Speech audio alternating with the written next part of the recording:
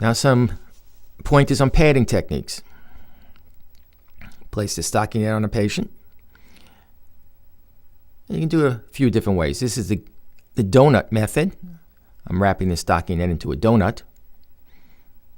If you have wounds or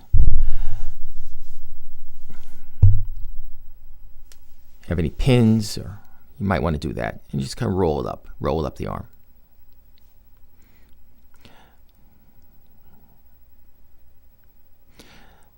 Now, if the stocking net is too tight, you might want to cut polka dots. That loosens up the stocking net without going to a larger size that may not fit the patient well. Now, stocking net is not necessary. It's for comfort of the patient. In post-op care, you may want, in the OR, you may not want to put stocking net under a cast. Now you notice here's my padding. I start with the anchor. I torque it, I rip it, go in the thumb space.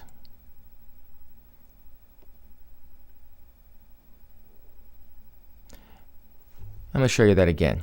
Let's take that off. 3-inch padding. Show you a little bit different technique where I rip it first. Then go around the hand, the wrist. That's just another way of doing it.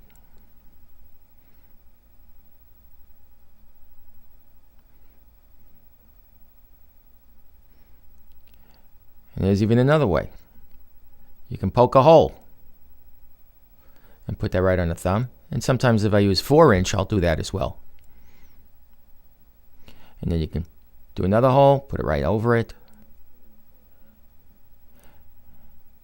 and start to wrap the wrist. Many different ways to do it. You'll find your own technique that you're happy with.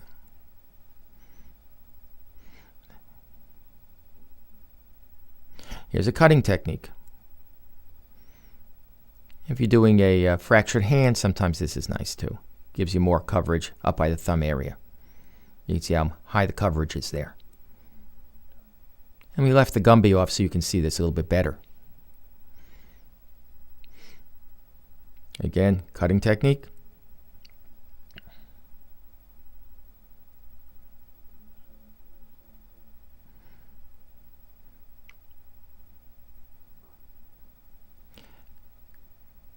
You can see how high it goes, the base of the thumb.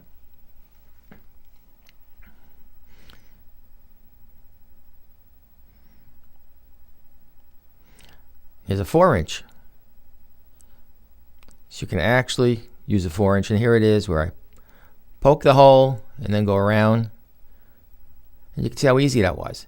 Actually, I like to do this in my practice because it actually goes much faster, and I have a smoother layer of stocking net and of padding, much smoother. And here now I'm compressing,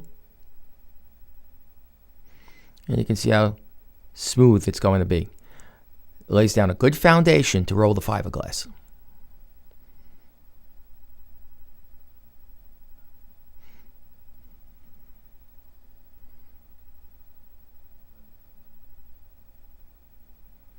Also, you notice my scissor. My scissor is 90 degrees to the patient. It's a safe way to use a scissor. And as I cut, I always bring the scissor away from the patient as well. Let's cut some more 2-inch.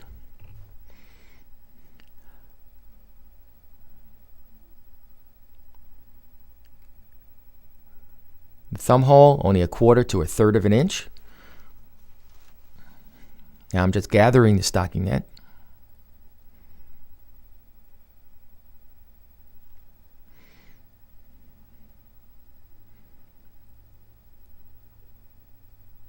Pulling the stocking net away from the patient before I cut it.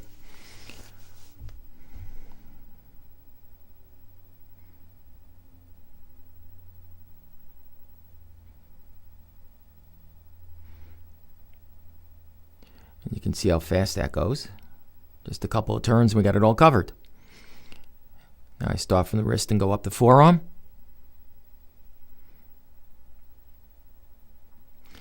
Now I'm compressing as I'm coming down. The firmness of the cast is from the padding, not from the fiberglass. So if you make a mistake and the patient says it's too tight, you only have to take off the padding. You don't have to put on a whole new cast.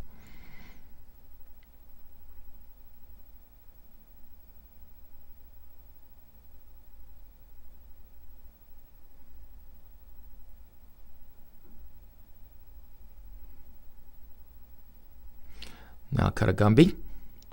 You always use 2-inch for this, not 1-inch. Use 2-inch stocking net. Now I'm cutting a slit about 3 inches. And it's about 1 inch from the end, and you leave about 4 to 5 inches on the other end, and you'll see that goes by the thumb area. 4 fingers go through the hole.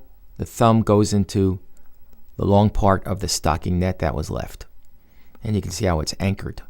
If it's too tight in the palm area, you can always put a little slice in there.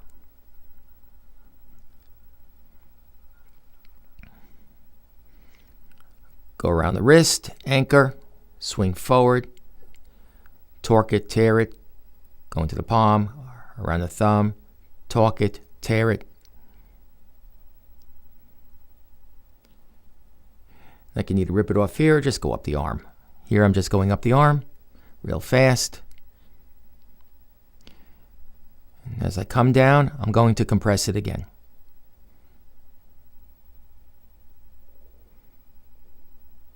And you can see how smooth the padding is.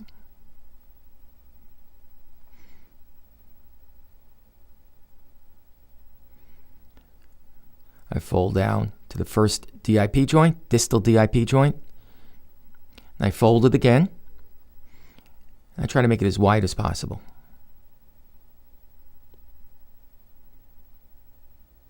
Now I could fold back the stocking net on the palm area first, which is what I like to do. Or I can even do it second and just tuck it in when I'm finished.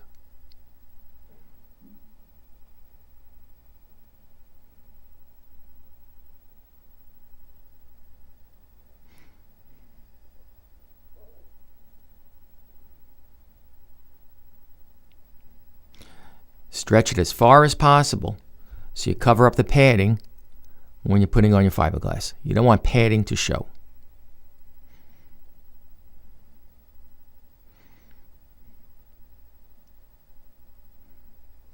And I'm going to do a little bumper here. Tear off a piece of 3-inch, fold it in half.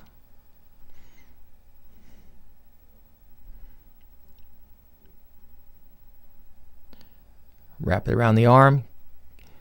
Gives it an extra 2 layers of padding. And I'll fold down the stocking net over that.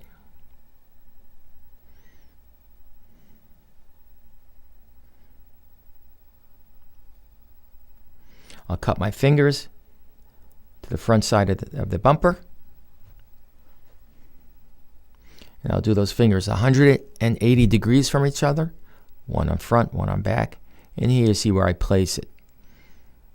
My hand is the first layer of fiberglass, and I'm placing it over that